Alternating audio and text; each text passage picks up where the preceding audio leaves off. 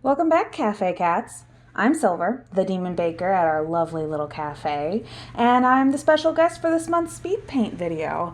Hooray! Yay! Alrighty, so everyone picked through a poll, and it was overwhelmingly about our worlds and like our P stuff. So I guess that's the hill we're going down on. That's the hill we're gonna die on. This is the hill we're dying on today. That's the hill they all wanted to die on. Yep, which is kind of funny. It is really funny. But I guess we have like a lot of players. Yeah, it makes a lot of sense because not everybody in the server is uncreative. Yeah. Like, I feel sometimes like a brick, but I guess I am more creative than your average brick, and so is everybody else. And I guess it makes sense because, I mean, we're all here for, like, art and characters and stuff. Yeah. So usually it comes down to, like, people role-playing and stuff like that. So it makes sense. It really does. So everybody wanted to hear about worlds, our worlds specifically. Let's see, what did we actually say? Oh, yeah, we were just going to talk their ears off about them. Okay. Gosh, which one should we start with? I guess we should probably start, like, the first thing would be the names of my world and your world, because we have two separate worlds. Well, we did have two separate worlds. In fact, a lot of the times, anytime we had a separate world, they have been combined. And I only just recently asked you if it was okay to actually combine my primary with yours, just because I like yours. I've helped world build yours so much compared to mine that it just seemed to work out. Uphill since the beginning. So mine is named Cyrone Delros. Yeah. And my primary world that I created was Azale Naveen. And unlike a lot of people, mine didn't start like super early. Like, I made characters, but I never had a place that I put them. Yeah. And so, like, it only started for me in high school when everyone else was role-playing that I actually made a place, a massive place, because I kind of wanted to make as many characters and put them all in one place because I'm really disorganized to begin with. And so I was like, I'm just going to make this giant place and then stick everyone in it. So it's really huge. Well, it's funny because, like, mine didn't even start out like that. I suppose it would make more sense to explain how mine started by explaining a character. So yeah, go ahead. We're going to talk about Silver, and I'm not talking about the Demon Baker. I'm talking about this little wolf pup named Silver that I used to pretend had running around with me all the time. And over time, she evolved into, like, a Mimi. So she had ears and tails and stuff, and gradually I just sort of started seeing myself as that. You know, that's like, she's my persona. So when he draws not the Demon Baker, he's drawing Silver, the wolf woman, for me. And she didn't have a home. She had a whole, like, big story, but, like, I had never really developed the world. And by the time I was, I don't know, 7th or 8th grade. I can't remember how old you are when you're in 7th or 8th grade. I think in the you're States. Like 12. Yeah, like 12 and like 13 11, because by the time you're freshman, you're 14, 15. Yeah, because that's like when that. I went in. Yeah. So by that time, that's when I started to build Azale Naveen. Was when I was about, 11, 12, 13, 14. It got more serious when I got into high school because I would RP with our friend Luna all the time between classes. We would make these loose leaf paper books, and we just pass them back and forth between passing period. Yeah, and then, like, when you moved out, we did the same thing, but it was, like, notebooks by that time. Yeah, well, and it's funny because, like, I think me and Luna were the ones that started that. It. Because before that, nobody else was doing that. See? So, we were just, it was kind of, like, we kicked off something. Expanded from something. Yeah, because we had a small group of people that were, like, all our friends. Yeah. So it kind of was like a shared thing amongst us. Yeah. The weirdos of the school. Yeah. So, yeah. So it ended up starting for me, like I said, at high school, and then you started yours when you were a kid. Oh, yeah. So I think it just, after that, expanded to, like, getting out of high school, and then only you and me talking, that my Cyrone de Rose ended up actually becoming even more of a big thing. Yeah, I mean it makes sense too because like we're gonna touch on this a little bit later as to why I like migrated in is because like I had a falling out with like all of our friends from high school, over something that didn't even really happen, and I just kind of got ostracized, and you were the only one that was like, screw you guys, I'm gonna talk to her anyway because she's fun. Yeah, pretty much. Like I wasn't gonna peer pressure. What?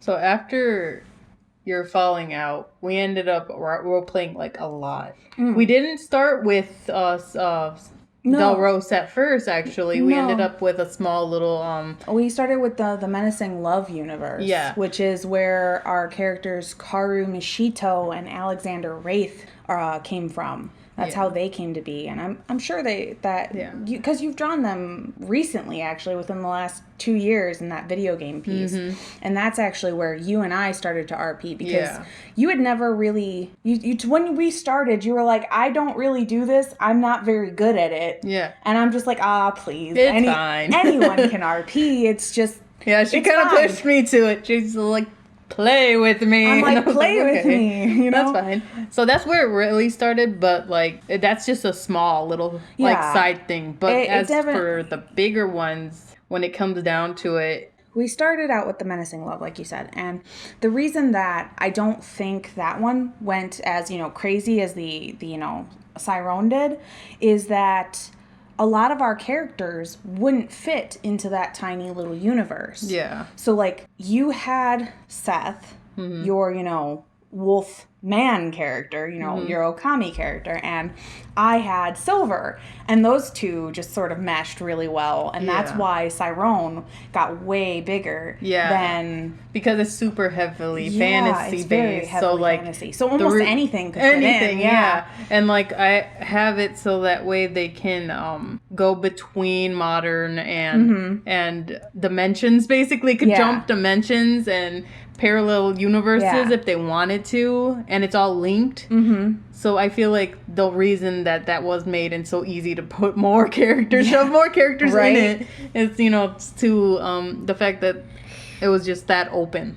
And I mean, it made a lot more sense for us too, because a lot of my characters, not just Silver and not just Seth, were, fantasy-based characters. And granted, it's really weird because by the time that we started, hanging out and role-playing together and whatever it was we were doing when we were teenagers, by that time I actually hadn't had super large amounts of lore built for my world. And you had started later in the game than I had, and you had more lore built into your world than you did your characters.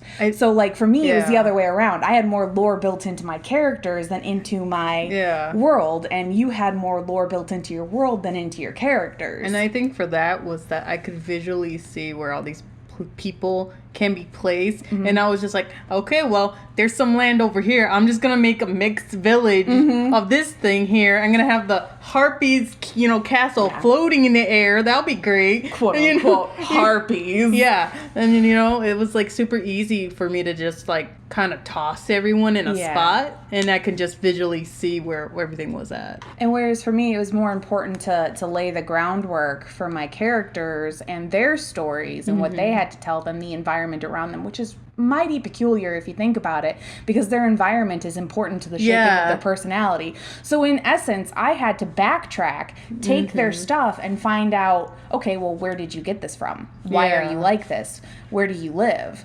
Where it was like, okay, now that I know where you're at, what the heck do you do there? Right, it's like the other way around. It was the other way around. But it kind of works for both of us, because like I could tell you, okay, this is what happens in this certain place, and then you could be like, oh, well, I could put that in my character, no problem. Or like, I already have something like that in my character, and that's why a lot of my characters migrated. Yeah. So, I mean, recently I picked up a character, and his name is Yue, and we've talked about Yue a little bit, and how he's from the Trinity, which is the undead area in yours. And shout out to Shuckum, who did an amazing job on this character design, because he's like my favorite now. but we threw him in there just based on how he looks, because he looks similar to the things that we say come out of the Trinity. Yeah, so it just, hey, another person thing can be chucked in there, and that's why it makes it so easy for, like, the world that I made just to... I think that's why I have a character problem. Yeah. Because I can literally find a place that I've made to be like, well, they can just pop them right in, and they just fit right in there. It doesn't matter. Boop. Yeah. They pop out just like a baby, just right out of this place, like that. Yeah, exactly. There they are. Just...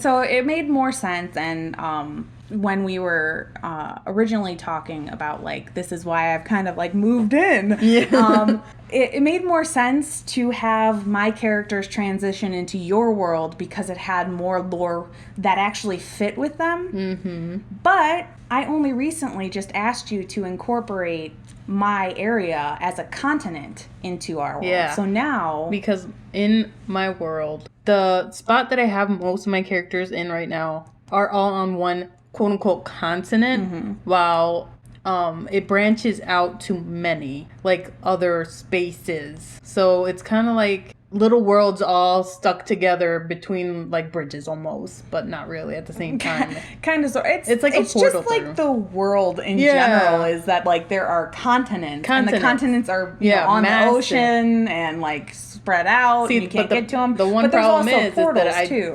And the portals is just, like, I don't know when to stop it.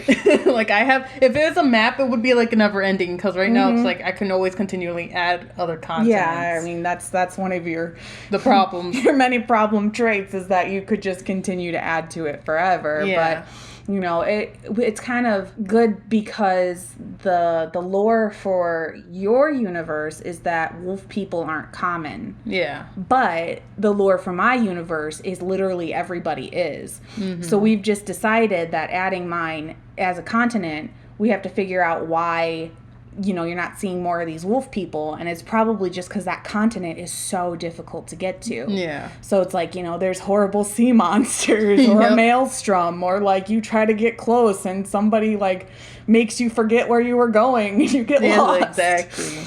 Or something like, but it's always going to be interesting trying to incorporate, you know, things from my brain into things from your brain and make them work. Yeah, which, I mean, it hasn't been too terribly hard. No. Now.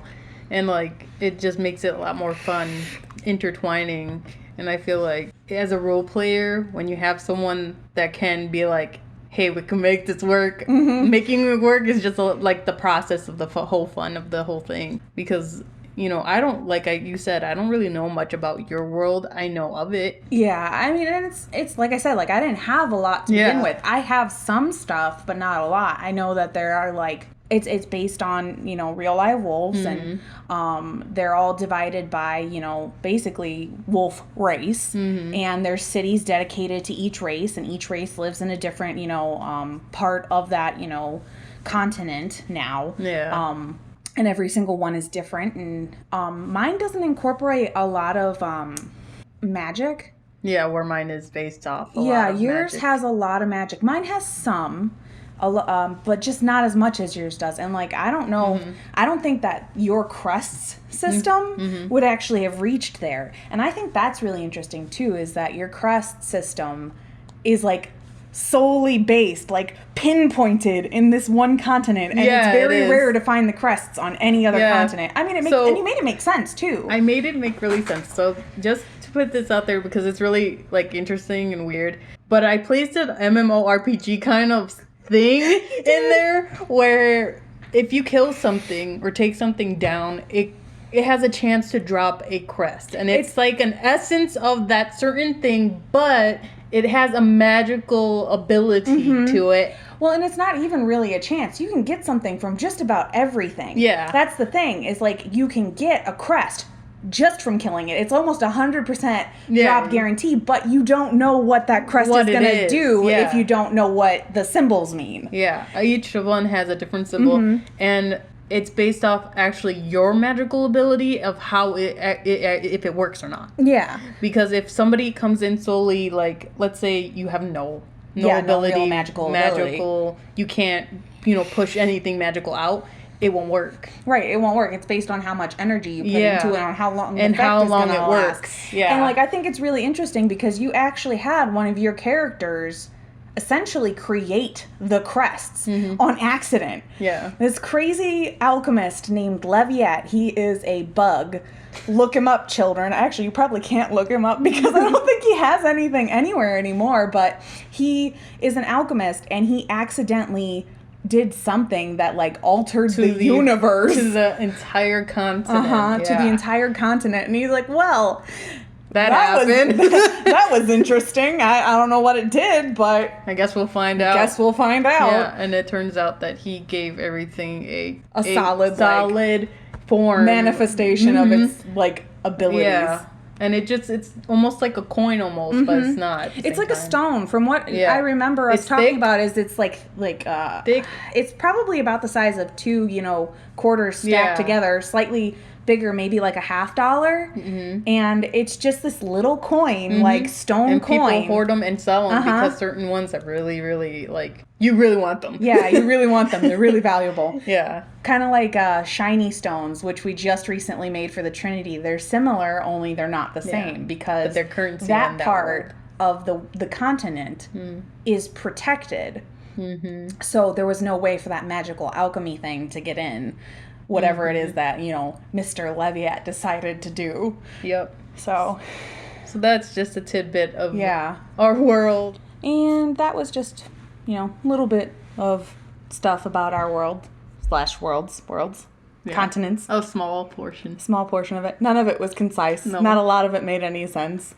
And if you guys would like to hear more about our little worlds, just leave a comment down in the comment section saying something like more Demon Baker, especially if you'd like me to come back and talk about this stuff with him again because I need to know that you want me here. Otherwise, I'm gonna continue. Audi 5000. Yeah, I'm Audi 5000. Bye. See ya. But yeah, this was actually a lot of fun. Thank you for having me chitter chatter with you about things that I could spend eternity talking about. I feel like staying it with you kind of makes it easier because it's a combined world now. So yeah, I mean that makes sense too. So yeah, thank you guys so much for listening, and I hope you enjoy this month's speed paint. Yes. And hopefully I will see you guys next time. Before I head out, I'd like to say thank you to my patrons over on Patreon. You all make these monthly wallpapers and speed paint videos possible. I'd also like to give a shout out to my $5 and up patrons. Adrian, Blazy, Foxy, Ice Dreiser, Keaton Karai, Marsha, Cset, Scully, Softy, and a massive thank you to my cat theme junkie, Dakota Vega. Thank you all so very much. And see you guys all later. Bye!